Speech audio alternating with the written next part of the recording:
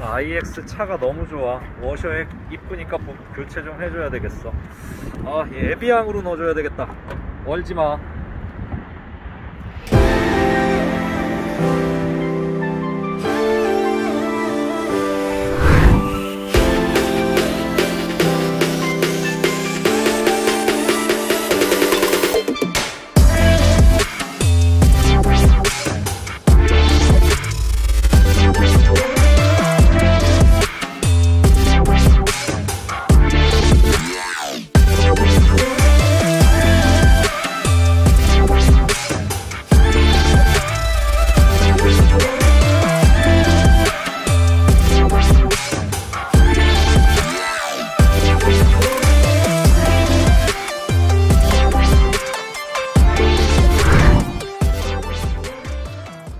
네, 안녕하세요. 모비티의 맨투 드라이브입니다. 오늘 저희는 전기차 관련된 거 집중하고 계시는 거 아시죠?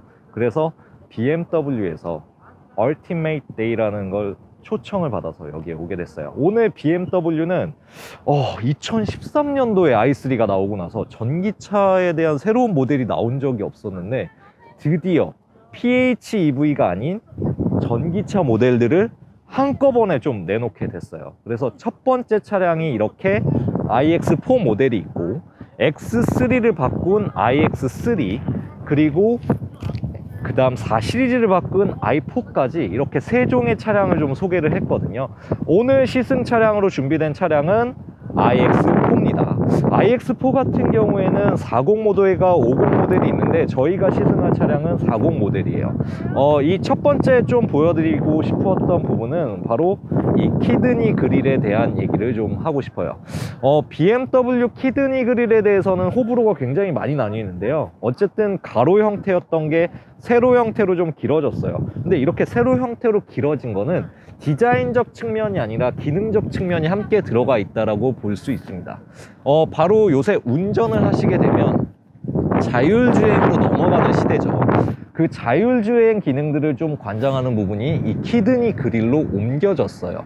그러면서 사실 저도 자율주행 하면서 눈이 온 적이 있었거든요. 그 눈이 왔었을 때 사실 문제가 많이 발생을 해요. 근데 여기 BMW 여기 열선을 좀 집어넣어서 차량이 눈이 오거나 악천후 상황에서도 반자율주행이 동작을 잘 하게끔 이렇게 세팅이 잘 되어 있습니다. 그래서 이 안에 고급스럽게 좀 이렇게 되어 있어서 디자인적으로는 좀 못생겼다 라는 얘기를 많이들 하시는데, 저는 뭐 이번에는 좀 이 번호판이 좀 살짝 가려져서 그런지 조금 더 괜찮다라는 생각이 좀 들더라고요. 그리고 헤드램프가 굉장히 많이 얇아졌어요.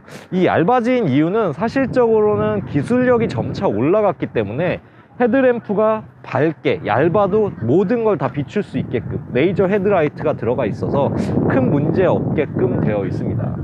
일단 측면으로 좀 넘어가 보려고 하는데 팬더가 굉장히 울룩불룩하니 좀 그래도 공격적으로 좀 생긴 편이에요. 근데 측면에서 이제 하나 더 얘기 드리고 싶은 게 일단 iX4를 얘기할 때 차량이 비교되는 내연기관 차량이 있어요. 바로 X5입니다. 근데 X5하고 좀 다르게 차체 전고를 굉장히 낮췄어요. 그래서 굉장히 날렵한 디자인으로 좀 디자인을 형성하면서 차 자체가 조금 더 멋지고 스포티하게 디자인이 측면이 좀 바뀐 것 같습니다. 옆에 보시면은 이런 디자인 컬러 자체도 약간의 그 브라운 계열을 좀 썼어요. 요새 약간 트렌드인 것 같아요. 이 코포 브라운 색깔. 하나 더 좀 집중하셔야 될 게 바로 손잡이인데, 이렇게 손잡이가 튀어나와 있지 않습니다. 그 이유는 전기차로 가면 갈수록 효율을 중시하거든요. 그래서 공기 저항이 생기지 않도록 이렇게 아주 슬림하고 보이지 않도록 이렇게 되어 있어요. 그래서 손잡이 이렇게 집어 넣으셔서 여시면 이렇게 문이 열립니다. 어쨌든 프레임리스라서 어쨌든 B필러에 이렇게 되어 있지만 유리는 따로 가리는 게 없게끔 되어 있어요. 디자인적으로 굉장히 신경을 썼다는 걸 볼 수 있죠. 그리고 C필러 쪽에 이렇게 IX를 굉장히 강조를 해놨더라고요. 그래서 이런 부분들도 이제 패밀리룩으로 가지 않을까 하는 생각이 좀 들어요.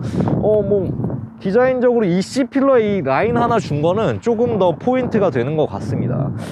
리어로 넘어오면 저는 이 얇은 디자인으로 이렇게 간 거는 정말 전반적으로 너무 좋은데 디자인 너무 데칼코마니 같다는 생각이 들어요. 근데 리어 디자인은 그래도 확실히 더 이쁜 것 같아요. 프론트에 키드니 그릴에 이 조화가 있는 것보다는 확실히 얇고 멋지게 잘 뽑아낸 것 같습니다. 그래서 이렇게 전반적으로 외관 디자인 봤는데, 마지막 기능 하나만 더 얘기할게요. 이게 세척 기능이 있어요. 이게 팝업이 되면서 이 카메라도 세척을 해주더라고요. 그런 것까지 다 신경을 쓴 거 보면 앞으로 반자율주행, 자율주행으로 가는 시기에 있어서 전체적으로 센서나 카메라나 이런 거에 대해서 굉장히 신경을 많이 쓴 디자인이라는 생각이 좀 들어요. 이렇게 전체적으로 외관 봤으니까 실내를 타셔서 실내 디자인이나 주행을 좀 해보면서 좀 얘기해 보도록 할게요. 가보도록 하겠습니다.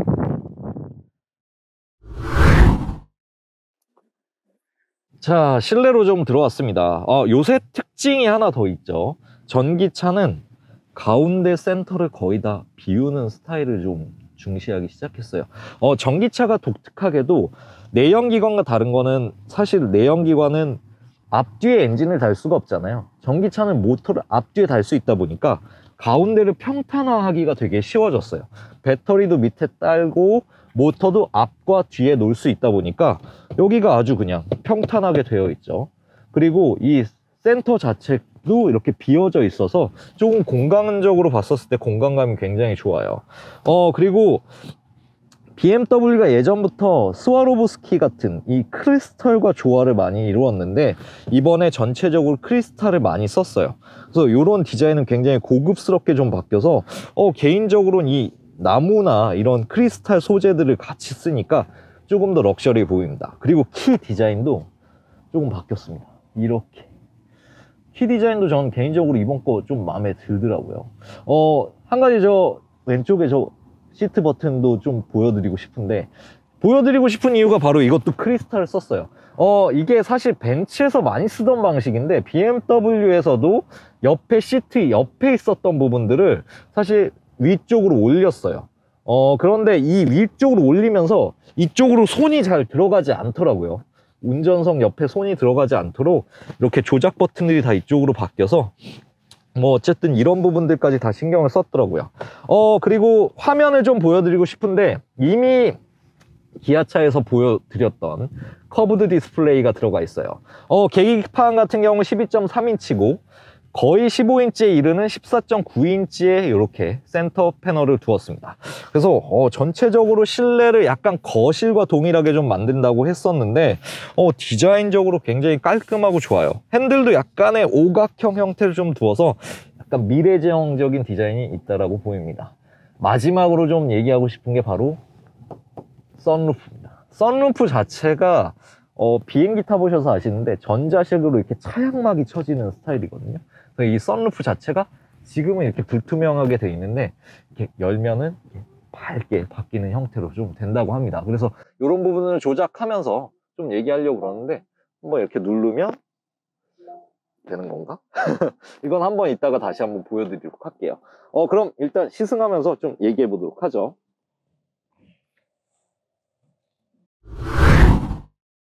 자, 이렇게 지금 iX4 시승을 시작을 좀 했습니다. 일단은 차에 대한 적응이 좀 필요했기 때문에 한 번 정도 좀 타보고 이제 적응이 좀 돼서 좀 얘기를 하려고 일단 영상을 켰습니다.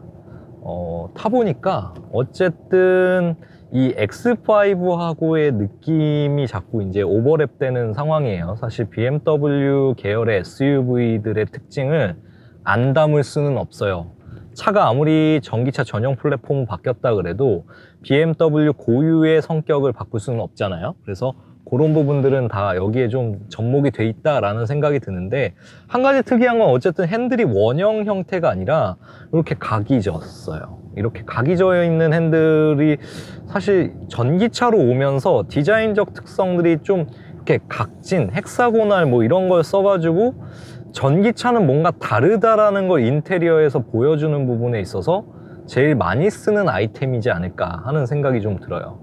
두 번째는 어쨌든 드라이브 셀렉트도 좀 바뀌었어요. BMW가 아까 내장에서 얘기했듯이 어쨌든 크리스탈을 좀 많이 쓰는 편인데 요 드라이브 셀렉트에서도 어쨌든 요 크리스탈을 좀 써서 좀 화려하게 디자인에 좀 포인트를 줬습니다. 그래서 왔다 갔다 하면서 동작하는 형태인데, 예전에 뭐 약간 이거는 드라이브 셀렉트는 사실 조금 그 포르쉐도 약간 이런 디자인을 쓰고 쬐끄맣게 쓰긴 쓰는데, 그런 느낌들하고 좀 비슷하게 되어 있지 않나 라는 생각이 좀 듭니다. 그래서 그런 형태고, 여기도 이제 크리스탈로 전체적으로 되어 있어서 조금 디자인이 이쁘다. 요 지금 조명 들어오는 거 보면 굉장히 이뻐요. 그래서 그런 부분들은 디자인적으로 봤었을 때는 훨씬 더 전기차이면서도 화려해졌다라는 생각이 들어요. 그 화려해지는 이유를 좀 얘기해 드리고 싶은 게, 전체적으로 다 모든 게 터치에 들어갔어요. 이 14.9인치 거의 15인치에 이르는 이쪽에서 다 모든 걸 동작하기 때문에 여기가 굉장히 심플해졌기 때문에 어딘가에 포인트를 줘야 되는데, 그런 부분들을 다 크리스탈 쓴 것 같아요. 이 시트 조작 버튼이나 이런 부분들도 마찬가지고요. 자, 이제 약간 고속 주행을 할 수 있는 곳으로 왔는데, BMW가 사실 전기차를 내놓으면서 가장 많이 얘기했던 게 어떻게 보면은 사운드였어요.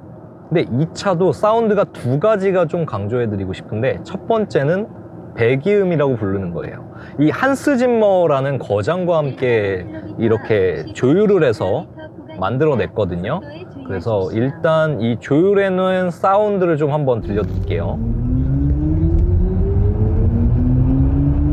이게 지금 그렇게 아주 크게 들리지는 않지만, 이 사운드 자체가 즐거움을 주는 거를 놓치지 않고 하려고 노력을 굉장히 BMW가 많이 했어요. 그래서 순간적인 가속력을 낼 때 어쨌든 사운드를 조금 더 강조했다라는 부분이고요.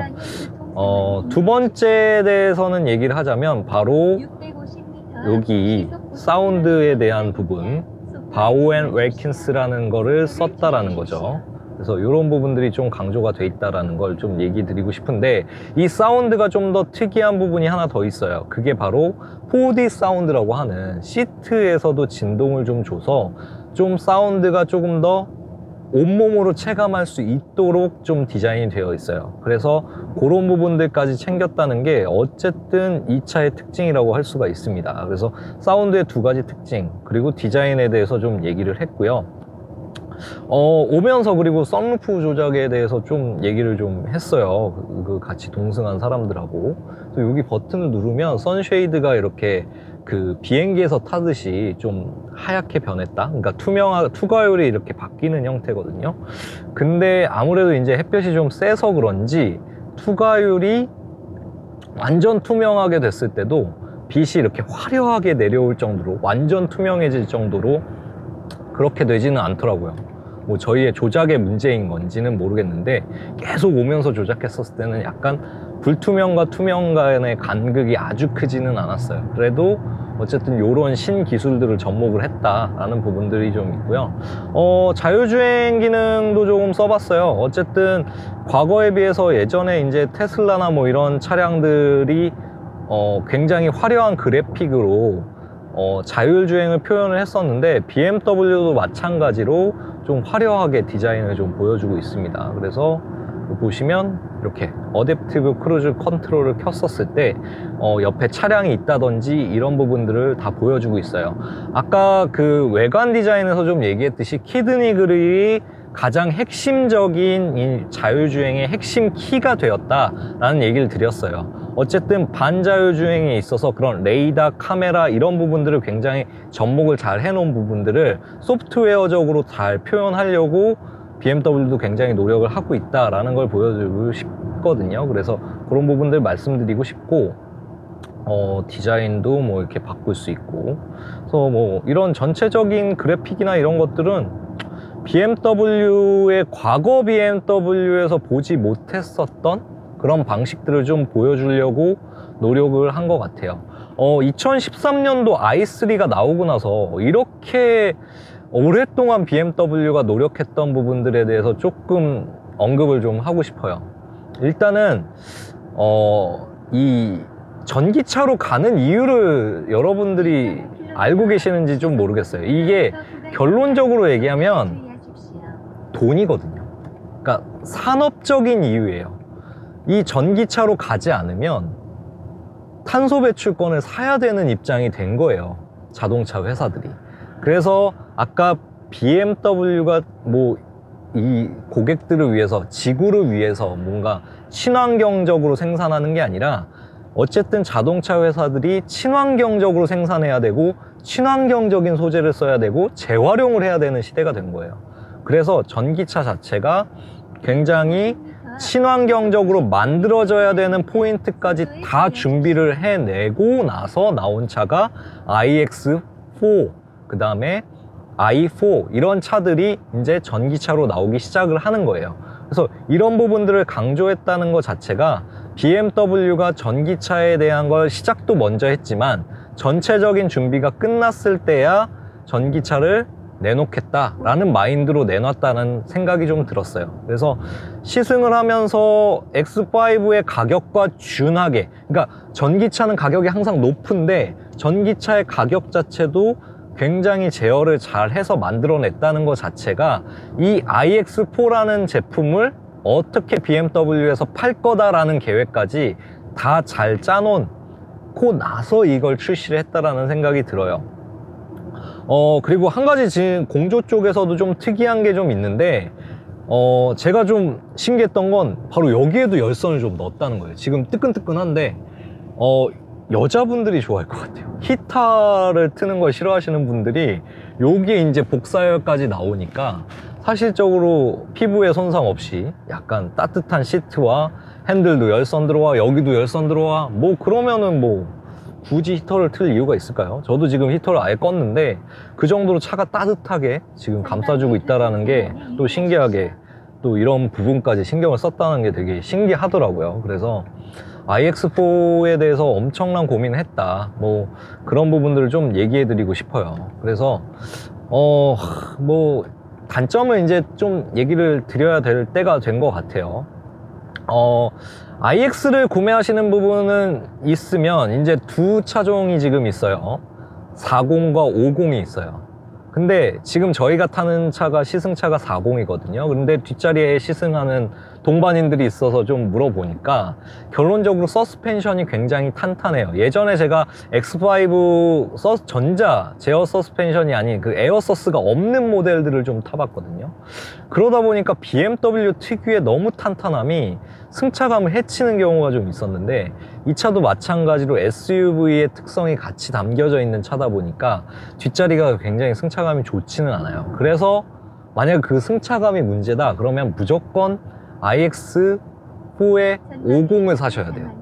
50엔 에어서스가 들어가더라고요. 그래서 단순히 수치적으로 파워풀하고 뭐 차가 빠르고 뭐 이런 거는 전기차에서는 제가 봤을 때 아주 중요한 키포인트는 아니라고 봐요. 왜냐면 40 모델도 충분히 가속력이, 펀치력이 있고 파워도 있어요. 그렇기 때문에 전혀 문제되진 않지만 승차감은 다른 문제거든요. 그래서 승차감이 중요하다 그러면 윗급으로 가시는 걸 좀 추천을 드리고 싶고, 그렇지 않고 좀 편안하게 뭐 여유롭게 주행을 한다, 그렇다 그러면은 뭐 개인적으로는 그냥 40 모델을 사셔도 괜찮다.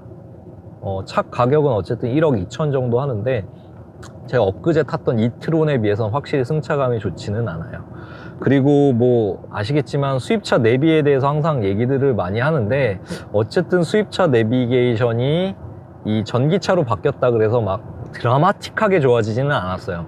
그래서 이 부분에 대해서는 뭐 개선할 노력을 하겠지만, 아무래도 한국형 내비게이션을 탑재하기 전까지는 이 내비게이션에 대한 불만은 사라지지 않을 것 같다라는 생각을 해요. 그래서 이런 부분들하고, 뭐 제가 좀 한 가지 개인적으로 싫어했던 건 약간 시그널 넣을 때 이 시그널 소리도 한스 짐머한테 조금 부탁하면 어땠을까 하는 생각이 좀 들더라고요. 아무래도 조금 시승할 때 조금 거슬렸다, 이 부분이. 그래서 이런 부분들 좀 언급을 드리고 싶어요. 그래서 전체적으로 차에 대한, 전기차를 이제 접하시는 분들 중에 프리미엄 브랜드로 봤었을 때 이제 BMW가 첫 발을 내딘 모델인데, 전용 플랫폼으로 봤었을 때는 저는 개인적으로 추천드리고 싶은 차예요.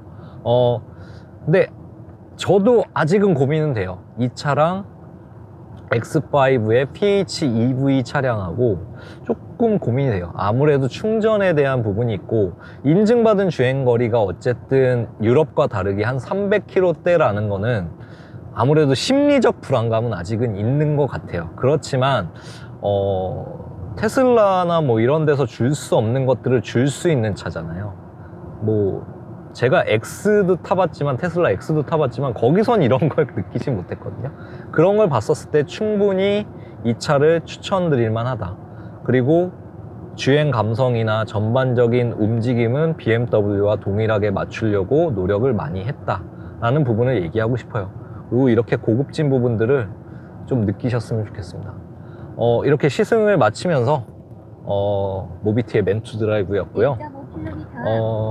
앞으로 사실 저희가 이제 이름도 모비티지만 전기차나 전기 모빌리티, 뭐 이동수단들 이런 쪽을 좀 최대한 많이 다루도록 노력하겠습니다. 이상 모비티의 맨투 드라이브였습니다.